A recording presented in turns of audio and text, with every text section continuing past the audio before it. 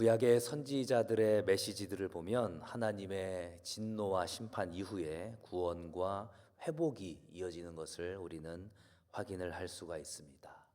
이와 비슷한 맥락으로 하나님께서 허락하신 환난 뒤에는 반드시 위로가 있다라는 것을 우리는 깨닫게 됩니다. 오늘 본문을 통해서 하나님께서 주시는 그 환난과 위로의 모습을 함께 살펴보고자 합니다. 고린도 전서를 통해서 성도들의 수많은 문제들을 지적하고 책망했었던 바울은 이제 고린도 후서에서는 그들을 격려하고 위로하고 응원하는 메시지를 보내고 있습니다.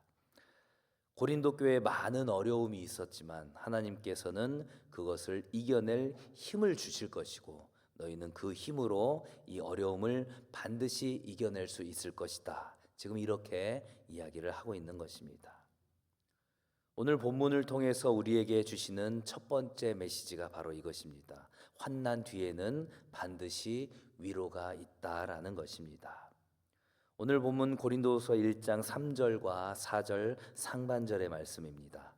찬송하리로다. 그는 우리 주 예수 그리스도의 하나님이시요 자비의 아버지시요 모든 위로의 하나님이시며 우리의 모든 환난 중에서 우리를 위로하사.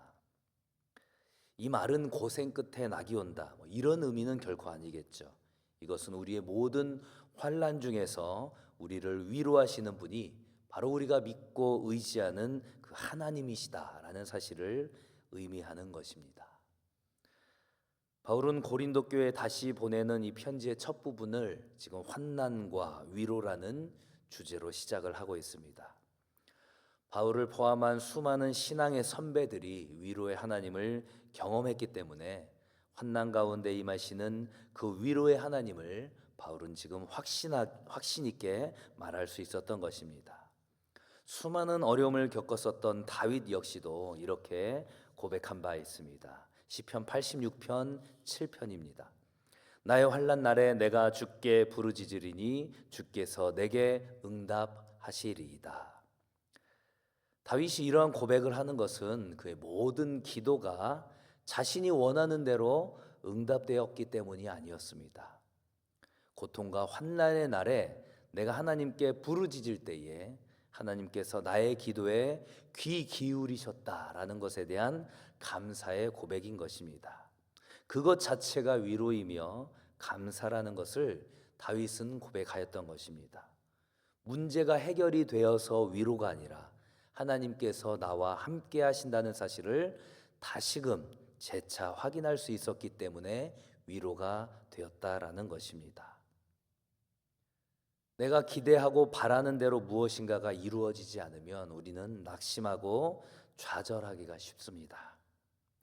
하지만 바울은 여전히 하나님께서 일하실 것들을 지금 기대하고 있습니다. 다윗이 그러했던 것처럼 때로는 이해할 수 없는 그 상황 가운데서도 여전히 신실하게 일하시는 그 하나님의 계획을 믿고 나아가는 것입니다. 그러한 기대와 소망은 자신을 속상하게 하고 마음 아프게 했던 그 고린도 교회를 향한 굳건한 소망으로 이어지고 있습니다. 오늘 본문 고린도후서 1장 7절의 말씀입니다.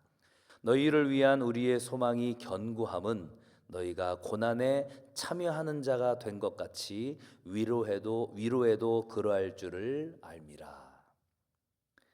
하나님이 허락하신 이 고난과 환난 뒤에는 반드시 하나님의 위로가 있다라는 것을 바울은 확신했기 때문에 고린도 교회에도 지금 동일한 하나님의 위로가 임할 것을 지금 기대하고 확신한다고 성도들에게 권면하고 있습니다. 사실 고린도 교회의 이 잘못된 모습들은 바울이 기대하고 바라던 그러한 모습은 아니었습니다. 순회 선교자들의 모함과 거짓말에 속아서 바울의 사도권까지도 의심했던 이 고린도 교회 성도들의 모습은 인간적으로는 배신감마저 들게 할 수 있었을 것입니다. 영적인 자녀인 고린도 교회 성도들이 영적인 아버지인 바울을 인정하지 않는 모습은 얼마나 안타까운 모습입니까? 바울의 영적인 권위를 인정하지 않았던 이 고린도 교회의 모습은 인간적으로는 너무나도 서운할 수밖에 없는 상황이었습니다. 바울이 지금 고린도 교회의 환난에 대해서 이야기하지만 정작 환난을 당했던 것은 다름 아닌 바울 자신이었다고 이야기할 수 있습니다. 이 환난이라는 단어의 히브리어 원어는 압착한다, 짓누른다라는 의미가 있습니다. 바울은 그야말로 마음이 짓눌리고 압박당하는 듯한 그런 엄청난 환난과 고통을 당했던 것입니다. 그렇다면 자기 자신을 추스르기도 힘든 그런 상황에 있었던 바울이 어떻게 고린도 교회 성도들에게 하나님의 위로를 말할 수 있었을까요? 여기에 오늘 본문의 두 번째 메시지가 있습니다. 바로 지금의 환난이 위로의 통로가 된다라는 것입니다. 지금의 나의 환난이 위로의 통로가 된다. 오늘 본문 고린도후서 1장 4절의 말씀입니다. 우리의 모든 환난 중에서 우리를 위로하사 우리로 하여금 하나님께 받는 위로로서 모든 환난 중에 있는 자들을 능히 위로하게 하시는 이시로다. 자비와 위로의 하나님이 또한 어떠한 하나님이라고 바울이 고백하고 있습니까? 우리의 모든 환난 중에서 우리를 위로하시는 분이라고 말하고 있습니다. 또한 우리가 하나님께 받은 그 위로로서 여러 환난 당하는 사람을 위로할 수 있게 하셨다라는 것입니다. 쉽게 말하면 이런 것이죠. 내가 지금 환난 중에서 하나님의 위로를 경험했던 것처럼 나의 이러한 경험이 지금 환난 중에 있는 너에게 위로가 될 것이다. 지금 사도 바울은 이렇게 말하고 있는 것입니다. 이른바 위로의 릴레이가 이루어지는 것이죠.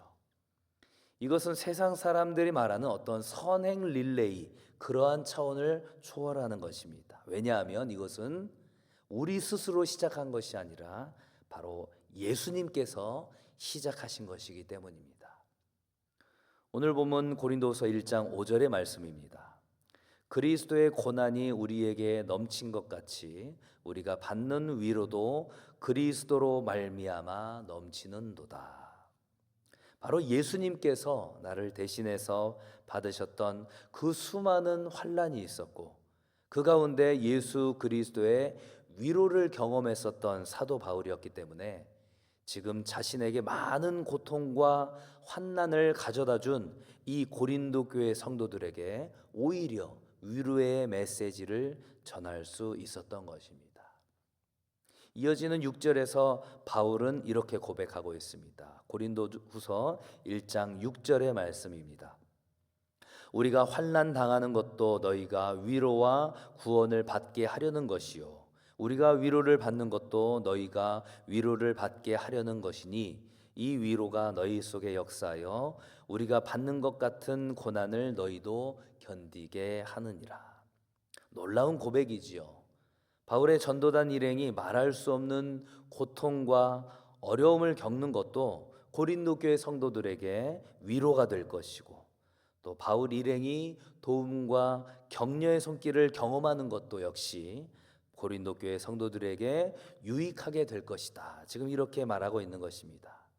그리고 바울이 주는 이러한 위로는 고린도 교회 성도들이 장차 당하게 될 그러한 고난과 환난을 능히 이겨낼 수 있는 그런 원동력이 될 것이라고 사도 바울은 말하고 있는 것입니다.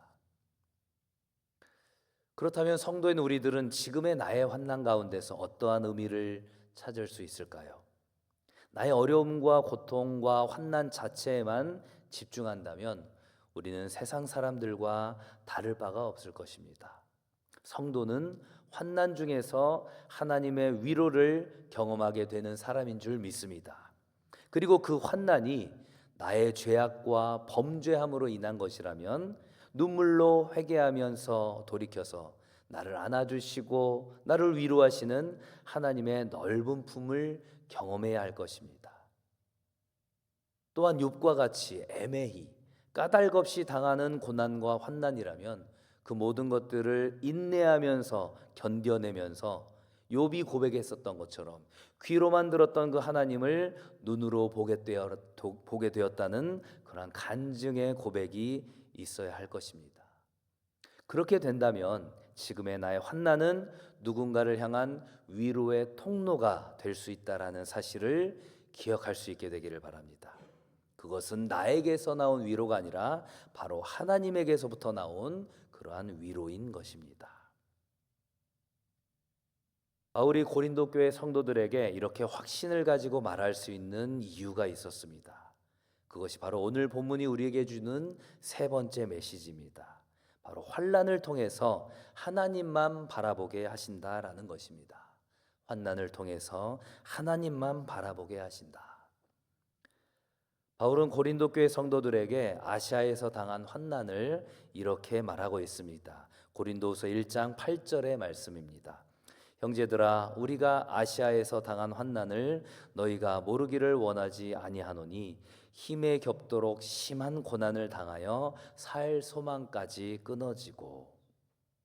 바울 일행이 아시아에서 당한 고난이 무엇이었는지는 정확히 알 수 없지만 바울은 힘에 겹도록 심한 고난을 당하였다고 당시의 사건을 회상하고 있습니다. 심지어는 뒤에 이어서는 사형 선고를 받은 줄 알았다는 표현까지 쓰고 있습니다. 그런데 그렇게 생각하고 싶지도 않은 그런 엄청난 고난과 환난 가운데 있었던 그 사도 바울이 그 일이 가져온 결과에 대해서 어떻게 고백하고 있습니까? 이어지는 고린도후서 1장 9절의 말씀입니다. 우리는 우리 자신이 사형 선고를 받은 줄 알았으니 이는 우리로 자기를 의지하지 말고 오직 죽은 자를 다시 살리시는 하나님만 의지하게 하심이라. 아멘이십니까? 하나님만 의지할 수밖에 없는 그 극한의 상황에 몰리게 된 것을 오히려 감사하고 있는 바울의 모습을 우리는 보게 되는 것입니다. 바울은 자신이 사용할 수 있는 수많은 여러 가지 것들이 있었습니다. 지금까지 배웠던 구약의 그 율법이 있었고, 로마의 시민권자라는 그 지위를 사용할 수 있었고, 헬라어와 히브리어에 능통했었던 자신의 그 어학을 사용해서도 여러 가지 상황들을 모면할 수 있었습니다. 하지만 정말로 힘들어서 죽을 것만 같은 그 상황 속에서 사도 바울은 하나님만 의지하게 되었다. 그리고 그것을 감사로 고백하게 된다고 이야기하고 있는 것입니다. 하나님께서 주시는 위로의 메시지는 결코 인간적인 수준에 머무르지 않습니다. 죄와 사망의 죽음에서 영원한 생명으로 인도하신 그 하나님은 과거에 우리를 건지셨고, 그리고 지금도 우리를 건지고 계시고 앞으로도 우리를 구원하실 것이라는 사실이 우리에게 위로의 메시지가 되는 줄 믿습니다. 그래서 바울도 동일한 마음으로 고린도 교회 성도들에게 이렇게 권면하고 있습니다. 오늘 본문 10절입니다. 그가 이같이 큰 사망에서 우리를 건지셨고 또 건지실 것이며 이후에도 건지시기를 그에게 바라노라. 부활의 첫 열매가 되신 예수님 자신이 환난 가운데 위로의 메신저가 되셨고, 그 사실은 오늘을 살아가는 우리에게도 동일하게 적용되고 있는 것입니다. 부활의 예수님께서 지금까지 우리를 지키셨던 것처럼 오늘도 우리를 죽음에서 건지실 것이고, 또 앞으로도 피할 수 없는 죽음에서 우리를 건져주실 것이다. 지금 사도 바울은 오늘을 살아가고 있는 우리에게 이렇게 이야기하고 있는 것입니다. 우리는 그 사실을 믿고 의지하면서 감사함으로 나가야 할 줄 믿습니다. 하나님의 그 구원하심과 인도하심이 참된 위로라는 사실을 확인한 바울은 이제 바울 일행을 위해 함께 기도해 줄 것을 요청하고 있습니다. 오늘 본문 마지막 구절이었던 11절의 말씀입니다. 너희도 우리를 위하여 간구함으로 도우라. 이는 우리가 많은 사람의 기도로 얻은 은사로 말미암아 많은 사람이 우리를 위하여 감사하게 하려 함이라. 하나님께서 하시는 이 구원과 위로의 메시지에서 결정적인 역할을 하는 것이 바로 성도들의 기도다. 지금 사도 바울은 이렇게 고백하고 있습니다. 하나님께서 일하시는데 성도들의 기도가 결정적인 역할을 했다라는 것을 바울은 깨닫게 된 것입니다. 그렇기 때문에 환난 가운데 있는 고린도 교회 성도들에게 기도 부탁을 한 것이고, 그 기도를 통해서 위로의 하나님을 만나게 되기를 소망하는 마음에서 또한 그렇게 했을 것입니다. 말씀을 정리하겠습니다. 고린도 교회에 다시 보내는 편지에서 사도 바울은 편지 서두에 환난과 위로라는 주제를 가지고 편지를 시작하고 있습니다. 하나님께서 허락하신 그 환난 가운데 반드시 위로가 이어진다라는 사실을 기억하게 되기를 바랍니다. 또한 그리고 지금의 나의 환난은 장차 누군가에게 위로의 통로가 될 것이라는 확신 가운데 있기를 소망합니다. 내가 받은 그 환난이 너에게 위로가 되고, 내가 받은 위로도 또한 동일하게 너에게 위로가 될 것이다. 그래서 당신이 겪고 있는 그 환난도 능히 감당하게 될 줄 믿는다. 이러한 메시지를 전해줄 수 있게 되기를 바랍니다. 또한 우리의 환난은 하나님만을 바라보게 한다는 사실을 기억하게 되기를 소망합니다. 부활의 첫 열매가 되신 예수님께서 지금까지 나를 구원하셨고 오늘도 나를 구원하시며 앞으로도 나를 구원하신다라는 사실을 믿으며 나아가게 되기를 소망합니다. 바라기는 이 모든 것들을 함께 이루어갈 수 있도록 또한 함께 기도하며 나아가는 우리 모든 성도들이 될 수 있기를 간절히 소망합니다. 이 시간 선포된 말씀을 생각하며